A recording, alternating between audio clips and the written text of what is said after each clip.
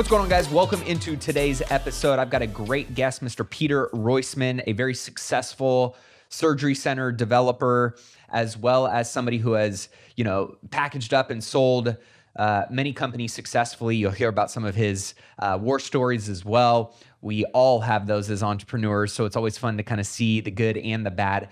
But we got to dive into a very niche particular area of commercial real estate with his new co-founded company, Rev Leasing, which was focusing on addressing a core challenge in the multifamily industry, which is this idea that there is so much income and so much value being left on the table by poor leasing management standards, systems, and their AI enhanced tool and training has really proven to be an edge and almost a way of arbitraging value in commercial real estate in ways that people are overlooking. So a really fun conversation with Peter. He's got a great outlook, super successful dude. And just hearing about his journey from real estate development to Proptech, to just his overall outlook on life and, really maximizing the journey was not only insightful, but inspiring. So I hope you enjoy today's episode with Mr. Peter Roisman. Mr. Peter Roisman, how are we doing today? Great. Hey, happy to be here. We were joking around, you're out in PR, avoiding all the taxes. I'm in Cali paying the taxes for the both of us. But we share one thing in common, which is we love real estate investing and the vehicle that it, has provided for building wealth. You found a way through your amazing company to not only invest in real estate, but to help others, enhance the value, the operational capacity of many of their assets, specifically in multifamily. Tell me a little bit about how you got into this space and why the company exists. Well, I had been a surgery center developer for about a decade. And Okay. 21 surgery centers in 6 states and ended up selling all of those. I retired for a year, was miserable, literally hated my life, and went back to work. I called some friends, and they're my partners in this new business. I've known them my whole life. And, we just looked around and said, where is there a need? And so we looked at the multifamily industry because they're across the board real estate people. And I've been in different aspects of real estate as well. But it turns out that there's a big hole in the performance of multifamily, and the hole is basically the leasing position, and it's much different in multifamily than it is across the other aspects of commercial real estate. Well, Rev Leasing is now, I believe, nationwide. If not, are you guys international now? Or I'm assuming you're going international? Yeah. We can be. It's certainly a platform that could go across the world. Yep. Measuring, scoring, recording the performance of a particular property or a portfolio of properties can be done anywhere. And certainly training and leasing people can be done anywhere. That's what we do. We score and we train leasing and find areas for improvement, work on them, and then rescore. And this obviously turns into net operating income, and you see it on your performance, on your financials, and increasing your leasing. So we have actually a leasing score, and it's kind of like a credit score, which is an 850 score. The leasing score we've created is a 700 score, and it's based on the property, the people, and the performance of the process that's followed. So it's really 3 Ps. They're weighted differently, and we've scored about 300 properties to date over the last 2 years. If you care to take a guess as to what the highest score is, I'd be curious what you might think. Man, I mean, knowing and understanding how even the best of the best that I know, there's always room for growth, right? And they're not always as efficient or as streamlined or as lean as they'd love to be. I would say maybe low 6s.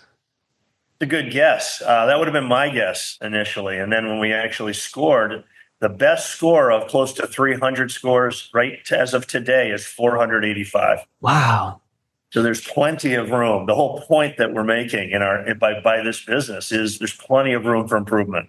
I mean, Yeah. even if you're doing well, you could do better. Yeah, right. I was going to say, so talk about, you guys assess kind of the landscape and you guys decided on multifamily and said, this is an area that we believe is one, underperforming, two, we can add value to through our business, our platform. And there's so much money being left on the table when you talk about, right? Like leasing equals income equals, if you're doing it right, improved net operating income, which is obviously going to inflate and add value to your asset.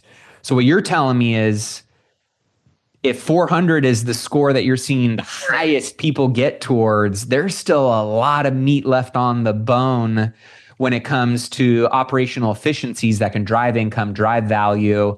And I'm assuming the people that are going through this process with you are, maybe not all of them, but I'm sure some, if not many of them, are great operators and have great track records, great success.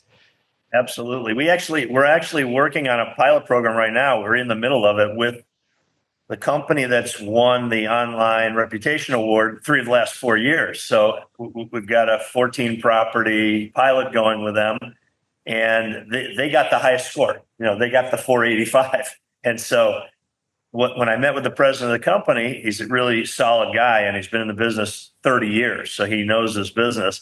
He said, well, I guess we're good to getting towards very good, but we're not excellent yet. Mm-hmm. So I want to be the first to get to excellent. And so that literally drove him, to just see where they could be better, because they're already good. I mean, they got the highest individual score and they got the highest score of any companies that we measured of over 3 properties. And so, we knocked out the ones and twos, but the ones we did at least 3, up to maybe 10 measurements, they got the best average as well. So they're clearly the leader as of today.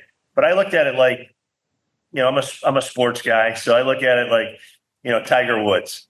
Tiger Woods in 1999 and 2000, when the Sony World Rankings came out, he was ranked twice as high as the second best player in the world. I mean, literally had double the points. 20 was his point total, and 10 was the next. And then it went 9.95, 9.93, 9. Mm-hmm.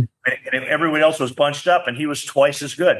So I said to this guy, I said, listen, you could be the Tiger Woods of this. You could pull away from your competition. You could beat your submarkets significantly. Instead of beating them by a few dollars, beat them by a lot. And he was very much on board with that. And then he signed up, and we're in the middle of the program right now. So what are some of because as a commercial real estate investor, right, I know that, my leases, the quality of my leases, the velocity at which, we get things leased, it's such a key component and skill set to insulating, protecting, and growing the value of your asset, of your cash flow. What are some of the big mistakes and kind of things that you're seeing on the multifamily side, particularly with leasing, that you guys are focused on solving? Yeah, we found pretty consistently softness, I'll call it, in the discovery portion of this. I mean, when a leasing agent meets a prospect, it's incumbent upon the leasing agent to discover what that prospect really wants. Okay, mm-hmm. Discovery area is weaker, which leads, since they don't discover well, then the asset-based selling or the amenity-based selling, they can't really direct them to the areas that they need to go to, which also leads to poorer closing ratios. And so, it starts right at the beginning. And we found that between discovery and the amenity-based selling and the closing, those were the 3 areas that were kind of the softest area that could be the most improvement could be gained there. Yeah. And how are you guys measuring growth and success and value being added in this particular seat? So there's a couple of ways that we look at it. We're measuring over 1,000 data points. And so we do 14 different points of contact. We do an on-site tour. We do 3 over-the-phone tours. We do other points of contact by phone, and we do internet outreach. So we've got you've got different 14 points. We're measuring them all, every single one. Sometimes the phone is not even answered, so they get 0 points for that. So, there's a lot of room for improvement just by doing the basics.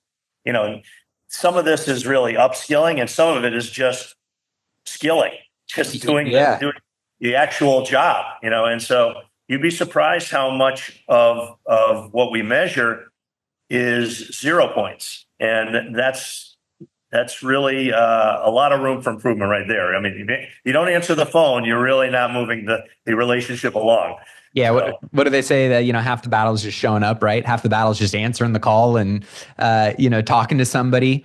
Cause when I think of commercial leasing, right. And you got tenant reps and a lot of the brokers that I work with that represent me and negotiate on behalf of TJ Maxx, these are skilled people that, they're not just letting them get on the phone and, have a conversation and stumble their way through and fail their way forward. I mean, you're talking about the value of some of the income that's tied to these leases is hundreds of thousands, if not millions of dollars, right? And so when I think of who's answering the phones, when somebody calls to inquire about a 2-bedroom, 1-bath apartment in your apartment building, I would assume that it's probably not as skilled or experienced of an individual that understands just how critical every dollar that comes into an asset is and how to protect and grow that asset, grow that income, grow those services and retain those kind of people. So what are some of the things that maybe it applies specifically just to multifamily or maybe just in general, some of the skills that you see that people are lacking that could easily be, if focused on, improved? Yeah, absolutely. So I think you bring up a couple of good points that are worth noting for your audience. One is the multifamily aspect of commercial real estate is the only tranche where the people doing the leasing are not brokers or trained professionals. Are typically the most inexperienced person with the least amount of training, and it's almost seen, the position. I'll put it this way: this position is almost seen as a stepping stone onto other positions. Because if you do show a modicum of talent as a leasing agent in the industry as it stands today in multifamily, you're moved up and out of leasing. You're moved into management. And so that's a flaw in the system at the moment, because we're promoting the idea, the concept of keeping talented leasing people in a tower of leasing where they move a management and leasing, and then they move on and be directors and so forth. And so you don't shift talent because the talents don't necessarily apply. Someone who's great at leasing, as you asked, what kind of skills are those? They don't necessarily apply to management. They might, but they don't have to. And so there are plenty of people who are great at leasing who shouldn't necessarily move into, the assistant manager's job or manager's job, because that's just a waste of talent, because the talent is properly placed and then it gets moved out. Yeah. And so we've trained well over 500 people before we built these products that everybody can use, and they were our leasing team. And so where we recruited as a company prior to building these products, we would find people from the restaurant industry, people from the retail business, anyone that has the ability to communicate, the fire in the belly, wanting to win, wanting to help people, wanting to be, really a connector, right? As we talked about discovery, someone who naturally will discover what that other person is about. If you've got someone that doesn't like people, for instance, it's really hard to be a leasing person. And so a people person is a place to start. Makes a ton of sense. Now, why, after having a successful career in development, did you decide, what called you into Proptech and technology? I think, I met one of our co-founders, and she is someone with tremendous background in multifamily operations as well as leasing. She was a great leasing person who did move into operations and had talent there as well. But, that's not that common. Right. And so after meeting her, I thought we could build a leasing company to fill a void where essentially the temporary agencies were filling. I knew in 5 minutes we would be better than the temporary agencies, okay? Because we could train the people and tell them exactly what they needed to do. And we could find the right people to put into these positions. So we quickly outstrip the BGs and the Liberties of the world that fill these positions in terms of, a leasing person on a multifamily property. And then we realized we just could have these SWAT teams, these really teams of experts going around fixing real problems. So anyone with an 85% occupancy or even 88% occupancy and lower, we were available to them to get them up into the 90s so they could refinance or at least cash flow positive. Right. There was a real need. Then we sort of hit a wall in terms of how big we could get. We couldn't become a national company because we were limited by human capital and talent. And so we thought, well, everybody already has leasing people on site.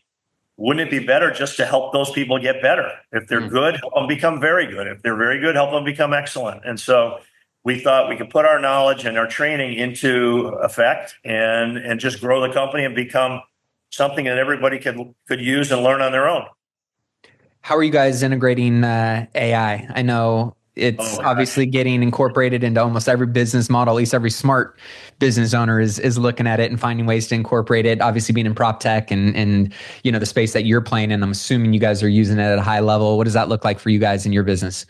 Absolutely. No, we're working with it every day. We're feeding AI analytics, and we're all of the data that comes in. Very soon will be fully analyzed by AI in our company. We're in that transition period now. We're feeding it and just getting it up to that higher than 95% proficiency. And so it's a daily thing for us. We're working with AI every day. It's hugely important. I think, like you said, I think any company that doesn't embrace AI and is not working with it now better change their minds and start working with it, because they'll be so far behind. They'll have to, start all over again, because AI is the future in terms of dealing with data and research and everything like that. How have you seen multifamily owners or investors utilizing AI? And is that a part of the training pieces you're seeing with leasing agents and some of the stuff that you guys are, showing them and encouraging them how to do it? We're not, because we're using it with our own model, but I could absolutely see AI being used in many different points of multifamily or any commercial real estate. And I encourage it, as you do, I'm sure. Oh, yeah. I'm not the person within our organization that has the most experience with AI, but I'm getting reports on it every single day because I want to know what progress we're making. And if I had to give a tip besides using AI in any point of your business, I would just tell any multifamily investor, since the leasing position is not managed by professionals typically, to focus highly on it. I mean, this is a point of opportunity in the marketplace. I mean, there's no reason that an investor couldn't go in and get started in the multifamily world, build an organization, even step by step, like property by property, and just with a heavy focus on leasing, and really win. I really do think there's so much room there that they'll outperform their submarkets every single time. Yeah, it's an interesting point that you bring up, right? Especially when we're still in a tight multifamily market. Caps have expanded a little bit, but it's still relatively competitive.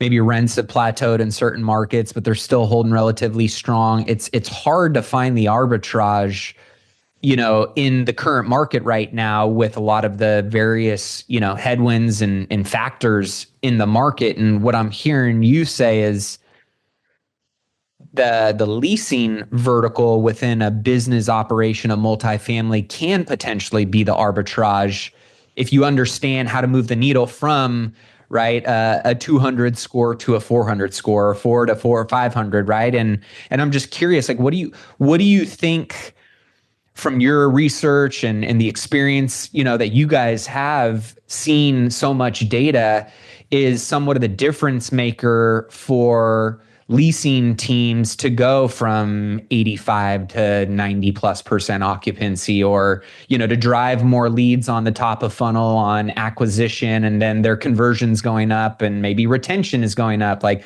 I know we touched on a couple different categories, I'm sure, in that, ecosystem of leasing, but I'm curious on what your thoughts are that others who are playing in these spaces might be able to start thinking about that they may not be thinking about, based on the fact that you're telling me a lot of great investors are still way underperforming in the leasing department. Yeah. So if you think about it, obviously, there's two sides to the balance sheet, right? The cost and the revenue side. So everybody in multifamily for the last 2 or 3 years has been really, really grinding the cost side. Cost consolidations. They're trying eliminating positions. A lot of people have eliminated the assistant manager role. There's call centers that are being done. There's Philippine accounting being done. I mean, there's just, I've seen almost everything you can imagine to cost cutting, and I applaud it. I'm not certainly in no way against cost cutting. On the other hand, it's been cost cutting without any attention being paid to revenue generation, hence the name of the company. And so it's just a singular focus on cost and almost no focus at all on revenue generation. When, in point of fact, revenue generation can grow at an exponential level. Cost cutting, you can't eliminate costs completely. You got to operate a business. So, I mean, maybe you can cut 5%, maybe you can cut 3%. You can grow revenues by 20%. I mean, there's just so much more room on the upside of revenue, and no one's focused on it. So I guess if I'm a buyer or a seller, here's what I would do. If I'm buying a property, I'd want to do a score from, our score could help. I'd want to check out the property. I'd like to not just see the balance sheet. I just don't want to see how many leases we got. I want to know whether they got 1 out of 20 leases or they got 15 out of 20 lease opportunities. Okay. I wonder if they're performing. If there's room in there, it's in the score. Yeah. Okay. You'll know how that team performs. So if you're buying a property, you want an underperforming property in terms of converting leases. Okay. We can help with that. The same thing, the opposite is true. If you're a seller, you want to be maximizing your lease, closures, and you want to get a high score from us on a leasing performance, and then you'll know you're maximizing your sale price. And so, there's data in here that can really help investors, and I wouldn't hesitate to look at this data if I were looking to buy or sell a property. That's really interesting, right? Because when you think of due diligence for a lot of people, they're not, part of their due diligence checklist is, hey, what is their lease score, or how many leases are they converting? To me, that's a pearl right there in getting an edge and maybe understanding where there might be some opportunity to arbitrage in a particular deal, or hey, they're crushing it, right? And this thing is got a great right. I'm not buying one where they're crushing it. Yeah, correct. Yeah. So I love that you brought that up, right? Because I'm always looking for, like, what am I not looking at here, right? Because it's always like, when you look at least I look back on my own deals, and I'm sure you can speak to this. It was all when I got lucky and I ended up, getting a great return on something that there was, of course, 9 out of the 15 things I was thinking about, and I had eyes wide open going in. But then when you get into a deal, you're always learning on every single deal, and you're like, oh, that was important. I need to think about that next time. This is kind of it feels like one of those things to me that it's an arbitrage opportunity that I don't see too many people talking about or looking at. And it could be the ace up the sleeve that makes all the difference in your deal, especially in a tight market like this. Absolutely. Well, it's, I don't know who said it. Someone said this a long time ago. If you're not talking about the money, you should be. Okay. About the money. So it's about generating those revenues. It's about closing those leases. And you can adjust, and by the way, when you're talking about closing leases, you're going to have cost savings if you're an efficient, processor of the leasing process. Think about it. If you don't have to give concessions, that's huge. If you don't have to use locators to bring people to you, that's huge. If you can cut your advertising costs, that's huge. If you have less turnover in the leasing position and don't just spend, Glassdoor said it was $4,500 to replace any position, and it takes 3 weeks or 3.5 weeks.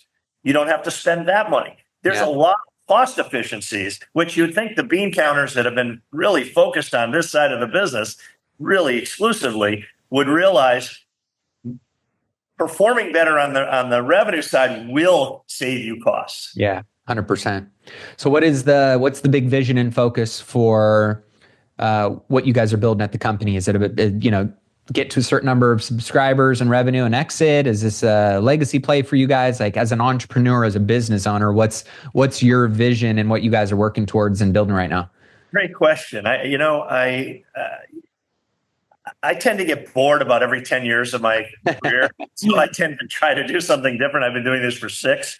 So I don't know the answer to that. I've been approached by a couple of VC firms and it was too early we don't need money to grow this. We're well funded, self-funded. Yep. So it isn't, if I could find a partner, a strategic partner that could grow us at a multiple of the speed that we are going to grow, I would consider it. Sure. But we're not actually actively looking for that right now. But if one of the people we help in the business to generate more revenues and value creation comes to us and they have a way of helping us grow fast, yeah, we'd consider it. Absolutely. We're business people, like you said. Right. What's the biggest challenge that you guys are kind of working through right now and how are you tackling it as a group?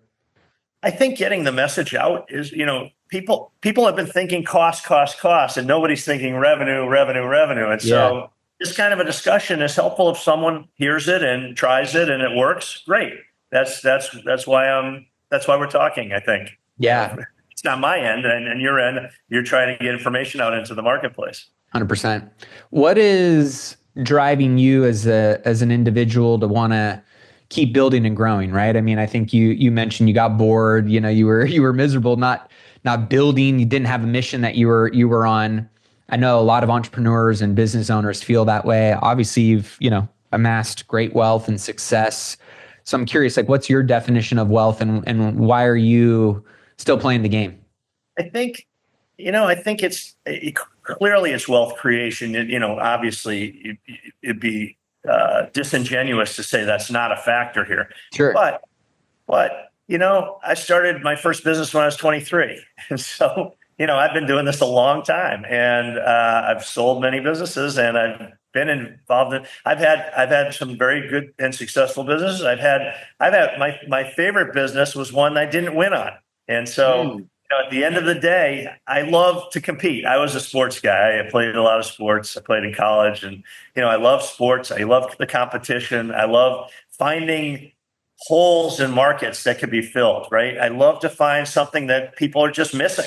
To me, that's the greatest thing in the world, to try to fill that void and bring success to other people that come along with us, right? If someone sees it early and comes in, they're going to have a huge edge in the marketplace. That's thrilling for me. Yeah, I love that. And I can totally relate to that too, especially as a sports guy. What would you say if others learn from you, you could narrow down to 1 or 2 things that you just say are like, this is my zone of genius. This is really what I've turned a great ROI on over the course of my career. It still applies today. What would you tell somebody that is? There are a couple of things. I think it really does help to get involved with great people. I mean, I look at, this shows a little bit of my age, and I certainly am no young guy.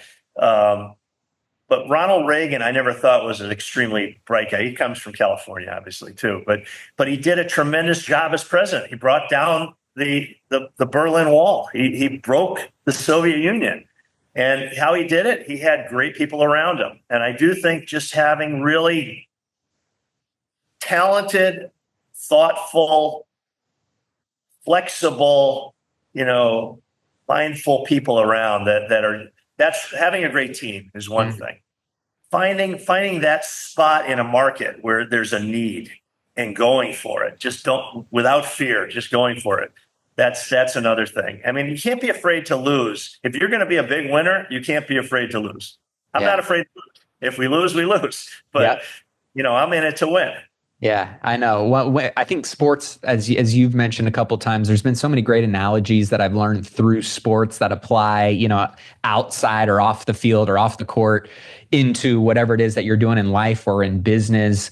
And it's one of those things, right, where, when people ask me like, oh, well, how have you had certain success in your career at your age? And I'm like, I'm just dumb enough to believe in myself, be willing to fail every day, and smart enough to take action on the shit I think is going to lead me in the right direction. And, 9 times out of 10, you fall down, you scrape your knees, but it's, you also stumble into some great opportunities and you learn and grow as a human being, which I think part of my definition of success or wealth is not just what I accumulate in my bank account. It's actually far from that. I tell people can I look back on my journey and on my deathbed say, damn, that was a hell of a ride. Like that was fun. I left it all out on the court there, not how many trophies I have behind me or, how many people think I'm cool online. Right. And the other side of it is do I feel like I really challenge myself to grow and expand? And I think that's where a lot of people feel dissatisfied or like frustrated or upset with themselves is they feel like they're not leaving it all out on the floor. And whether you want to acknowledge that or not, you feel that internally, right? But like no matter what the scoreboard says, if you can say I left it all out there, I can live with the results because I grew into somebody that I challenged myself and I expanded along the way. I think those are some things that from the best and most successful entrepreneurs I know and the best people I know are the ones who are constantly putting themselves in that position. Yeah, I agree. And I think I'm thinking back on something one of my senior partners taught me in the surgery center business. And he said, when he was asked, what do we do better than everybody else? He said, it's not one thing. It's 100 little things, 100 little things. And we get to those 100 little things by making mistakes. In the first surgery center he told me he made like 50 mistakes. By the time he got to his 10th one, he was making like 5 mistakes. Yeah. I got involved with the surgery center company when he had done 30 of them. And so we took it to like 200. Wow. And we were making a rare mistake at that point. So I look at what we're building here with Rev. We started out 6 years ago as a leasing company. We made a lot of mistakes.